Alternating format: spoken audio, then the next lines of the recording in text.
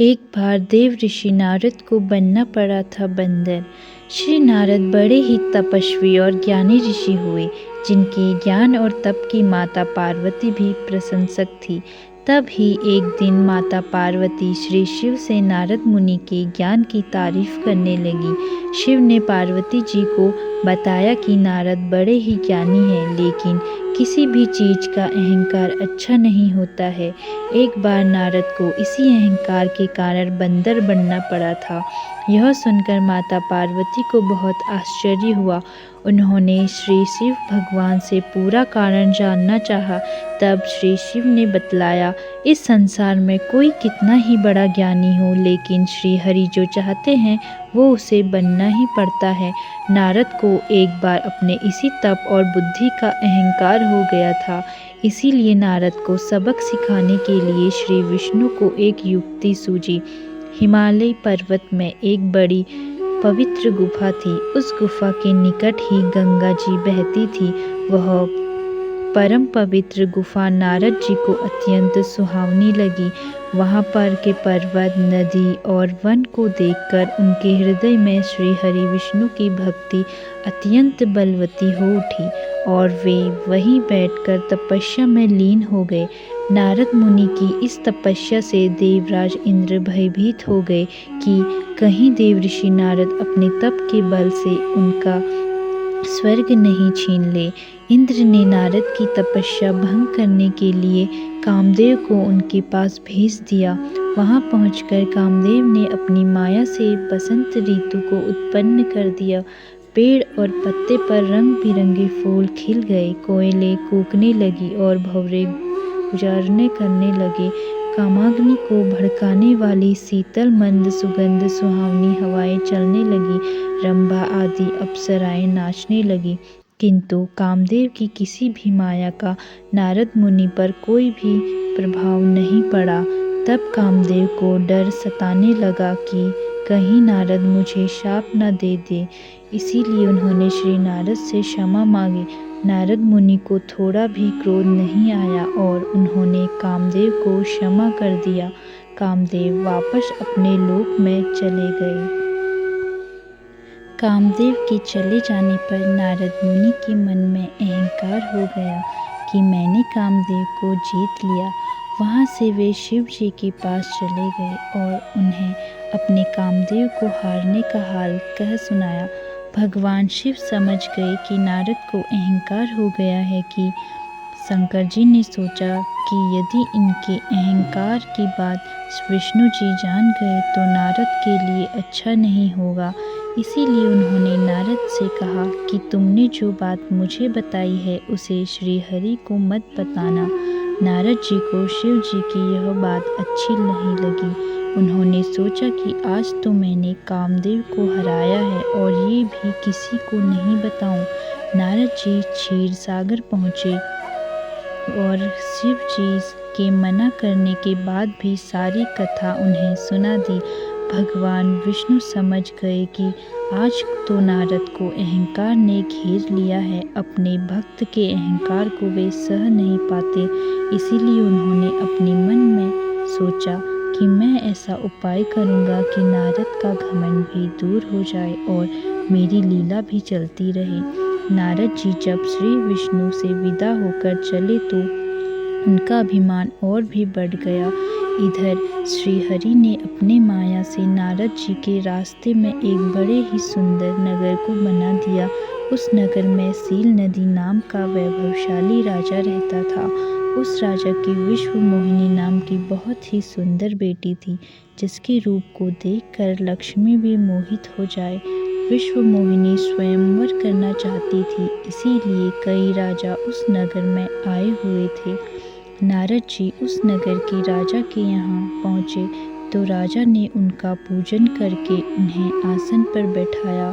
फिर उनसे अपनी कन्या की हस्तरेखा देखकर उसके गुण दोष बताने के लिए कहा। उस कन्या के रूप को देखकर नारद मुनि वैराग्य भूल गए और उसे देखते ही रह गए। उस कन्या की हस्तरेखा बता रही थी कि उसके साथ जो विवाह करेगा वह अमर हो जाएगा। उसे संसार में कोई भी जीत नहीं सकेगा और संसार के समस्त जीव उसकी सेवा करेंगे। यह बात नारद मुनि ने राजा को नहीं बताई और राजा को उन्होंने अपनी ओर से बनाकर कुछ और अच्छी बातें कह दी।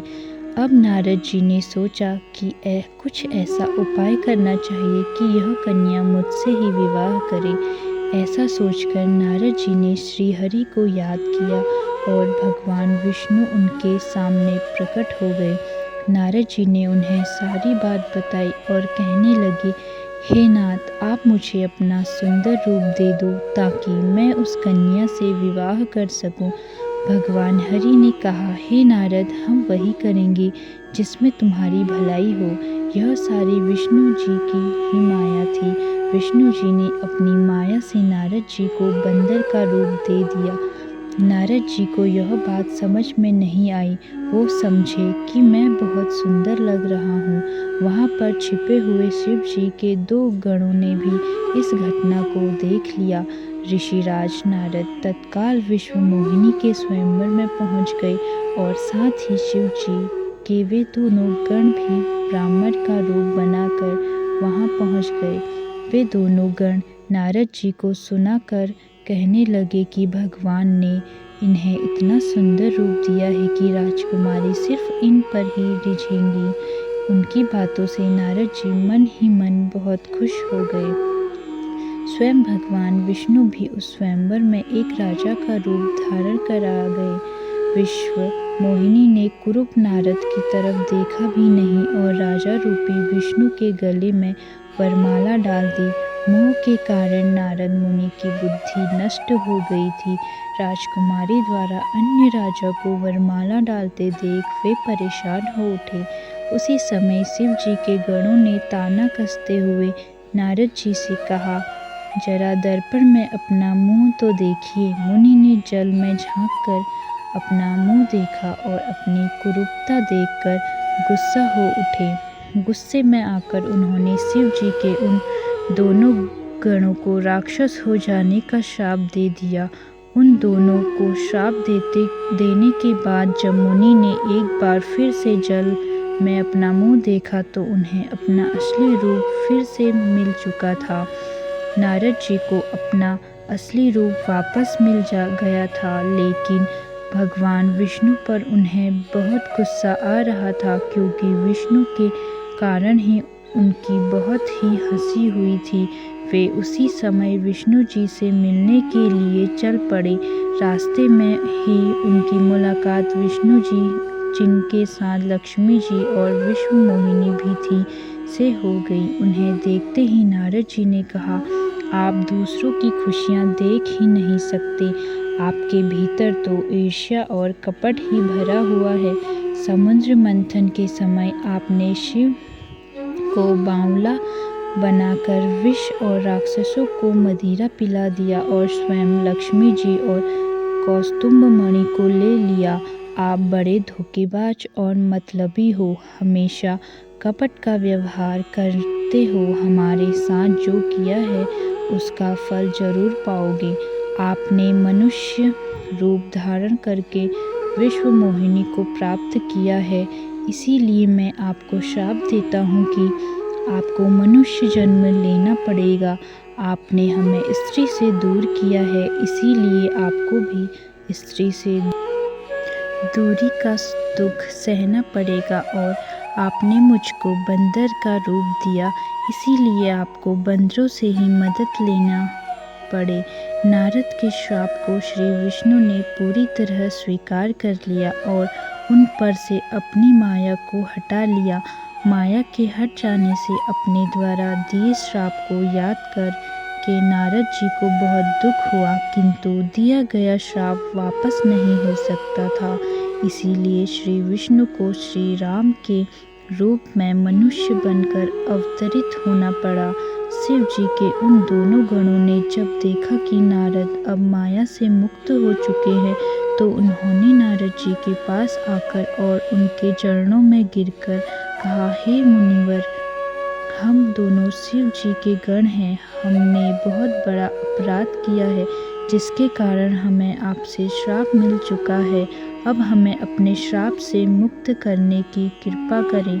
नारद जी बोले, मेरा श्राप झूठा नहीं हो सकता, इसीलिए तुम दोनों रावण और कुंभकर्ण के रूप में महान ऐश्वर्यशाली, बलवान तथा तेजवान राक्षस बनोगे और अपनी भुजाओं के बल से पूरे विश्व पर विजय प्राप्त करोगे। उसी समय भगवान विष्णु राम के रूप में मनुष्य शरीर धारण करेंगे। युद्ध में तुम दोनों उनके हाथों से मारे जाओगे और तुम्हारी मुक्ति हो जाएगी। तो दोस्तों, आपको यह कहानी कैसी लगी कृपया कमेंट करके ज़रूर बताएं और ऐसे ही बहुत सारी कहानियों, कथाओं और जानकारियों को सुनने के लिए मेरे चैनल को सब्सक्राइब करें। धन्यवाद।